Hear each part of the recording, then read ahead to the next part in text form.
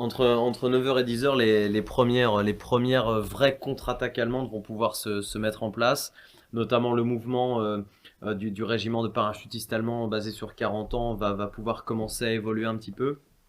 Et on va également avoir les premières contre-attaques sur Sainte-Mère-Église. Je le rappelle, hein, on a parlé entre 4h et 5h du matin, le rassemblement des hommes du 505e régiment de parachutistes, entre 5h et 6h, l'arrivée de ces hommes dans le bourg de Sainte-Mère et la prise bien du bourg de Sainte-Mère, la possession de ce carrefour routier assez important qui va intéresser évidemment l'armée allemande. Reprendre ce carrefour routier pour atteindre la plage de Utabitch et aller voir ce qui s'y passe, voir combien d'hommes sont en train de débarquer et pourquoi pas repousser ce débarquement. Lorsque les hommes, les soldats allemands vont commencer à atteindre Sainte-Mère-Église, ça va être notamment par le sud de Sainte-Mère, venant de la Nationale 13 et notamment par le lieu-dit de Fauville qui existe d'ailleurs encore aujourd'hui.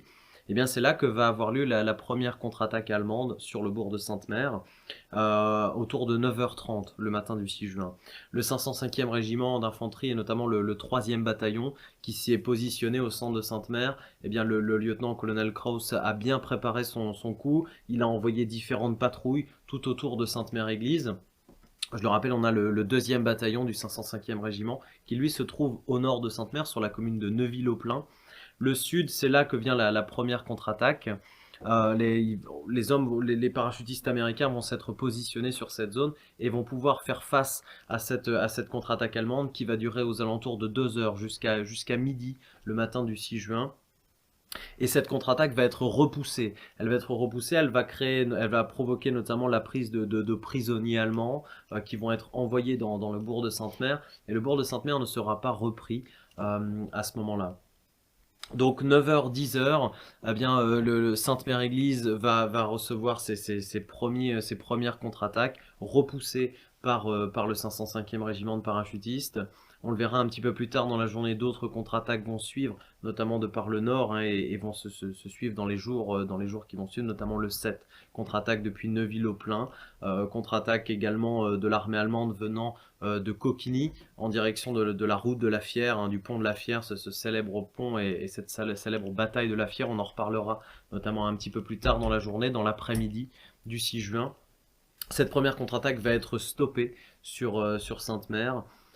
Et ça, c'est une excellente chose parce qu'elle va pouvoir notamment permettre le maintien de ce carrefour. Les hommes de la 82e Airborne avaient une mission qui paraissait évidemment un petit peu moins importante que celle des hommes de la 101e qui avaient pour rôle de détruire cette deuxième ligne allemande, ces différentes batteries d'artillerie qui tiraient sur la plage de Utah.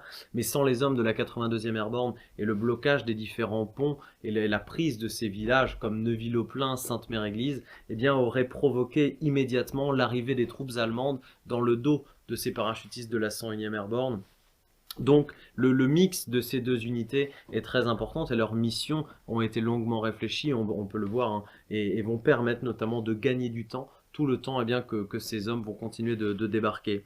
Sur Utah Beach, ça continue de débarquer toute la journée, entre 9h et 10h, les hommes vont commencer à rentrer à l'intérieur des terres et notamment se positionner sur les sorties numéro 1 et 2.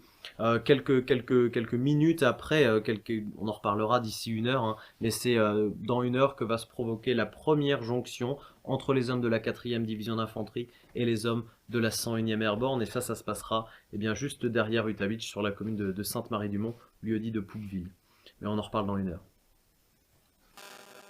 9h du matin, en ce 6 juin 1944, nous sommes désormais sur les ruines du poste WN5, lequel est tombé aux mains des Américains assez facilement, on l'a vu, malgré tous les efforts du malheureux lieutenant Yankee, qui vient d'être capturé par les troupes américaines. Alors immédiatement, comme dans toute armée en progression, Yankee est amené à l'arrière, derrière un char, dans une sorte de bureau d'interrogatoire improvisé, et l'officier qui est devant lui demande les informations habituelles. Pouvez-vous décliner votre identité? Quel était l'effectif de votre formation? Quelles sont vos armes lourdes, etc. Mais Yankee refuse de répondre. Il refuse de répondre, et c'est ce qui intéresse ou ce qui inquiète un capitaine américain qui est à proximité et qui s'approche, muni d'une grande carte, et qui lui dit « Mais vous ne venez pas nous dire quel était l'état de vos forces, etc. Mais vous inquiétez pas, nous avons déjà les informations. » Et Yankee voit cet officier poser devant lui une carte avec une situation précise de toutes les positions, de tous les encuvements, de tous les équipements, et même de l'effectif de son poste WN5. Alors bien sûr, lui de son côté s'interroge, même si cette carte est codée secret, donc réservée à l'usage des troupes de première ligne pour l'opération de débarquement, comment l'information a-t-elle pu parvenir jusqu'aux formations américaines? Il faut une fois de plus, on les a rencontrés lorsqu'on a évoqué le sabotage des câbles, etc., et les inquiétudes que pouvaient avoir les Allemands à l'égard des partisans ou de la résistance. Il faut une fois de plus souligner l'importance des photographies aériennes menées bien sûr par l'aviation, mais aussi de toutes les informations collectées par les formations de la résistance qui ont été d'un secours considérable en amenant des compléments de précision à tout ce que les photos aériennes avaient déjà pu donner comme détails sur la composition des unités, et une pareille opération de débarquement ne peut s'opérer si on ne connaît pas l'ennemi qu'on a en face de soi. Arthur Yankee en fait les frais et constate cette situation en étant tout à fait médusé. Il se reprend pour autant et commence à dire aux officiers « Mais qu'est-ce que vous voulez que je vous dise de plus? Puisque vous savez déjà tout, je ne vous dirai rien de plus. » Alors à ce moment-là, il tient compte également du fait qu'à proximité de l'endroit où il est interrogé, il a retrouvé les deux officiers américains les deux officiers parachutistes américains qu'il avait capturés dans la nuit et qu'il avait enfermés dans un bunker. Ces deux officiers sont sortis indemnes, lui ont même fait un petit signe de la main lorsqu'il est passé à proximité d'eux. Donc finalement, il sort rassuré de cette épreuve en se disant qu'il a quand même une sorte de garantie. Il pourra prouver qu'il a respecté les lois de la guerre et qu'il s'est comporté comme n'importe quel officier. D'ailleurs, les Américains le considéreront à ce titre et dans ces conditions. Signalons également au passage un point important en ce qui concerne Arthur Yankee. Il a été décoré de la Croix de Chevalier de la Croix de Fer suite à sa blessure et au combat en Russie. Il a été décoré au printemps 1944 et il porte au col cette fameuse croix.